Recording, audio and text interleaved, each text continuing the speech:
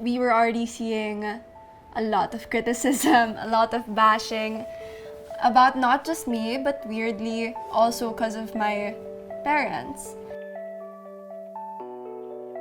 Like, how did it affect the judges' decision to make me win? Like, how did my parents' gender identity really like affect that?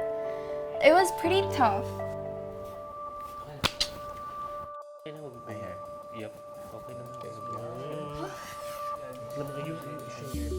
Before we start busting myths, let me introduce to you my modern family.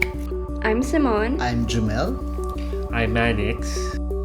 So would you care to tell everyone about your love story? We met around 15 years ago in Puerto Galera. Manix developed an allergy going into an anaphylactic shock.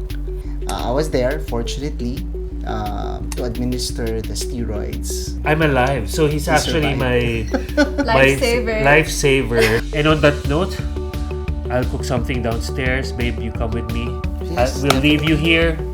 Siya na lang sa'yo. Okay. Ready. You find it difficult to talk about your parents' relationship? I think myth. I remember a time during senior kindergarten, Parents' Day. A lot of people assume that I'm an adopted daughter, but actually Daddy Jamel is my biological father. Of course, both of my parents were there, and a lot of mothers and fathers of my other classmates were there. I started questioning it. Having had friends, I realized that my family is just like any other. We'd have problems, we'd fix them with each other, and so I just loved the fact that I had people to love me. You believe you will be happier in a heterosexual family. Truth or I'm not even gonna think about this one. Automatically myth. I'm happy. You know, my parents' gender identity doesn't really correlate to my happiness, and so I'm living like any other teenager out there would.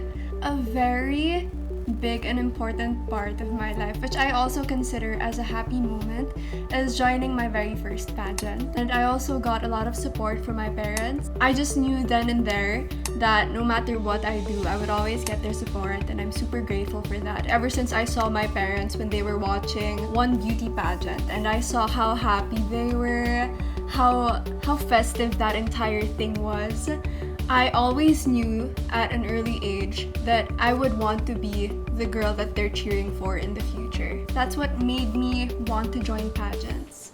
you are treated differently by school systems. Unfortunately, it's the truth. I've experienced discrimination with applying pa lang to an international Catholic school. I can tell it was so hard for my parents to tell me about that rejection. You know, because of your family setup, because your parents are gay. Because of that, my dad was like, I hope naman na you don't bear any negative feelings towards us because of this. And I told them that it's not your fault. I was just sad for them that they thought I'd be hateful towards them. You are treated differently by your peers or friends. Truth or myth? By their friends, I would say talagang myth. Pero by my peers, with acquaintances, with people that I don't know, truth. Well, there was this one time where I just won my first teen pageant.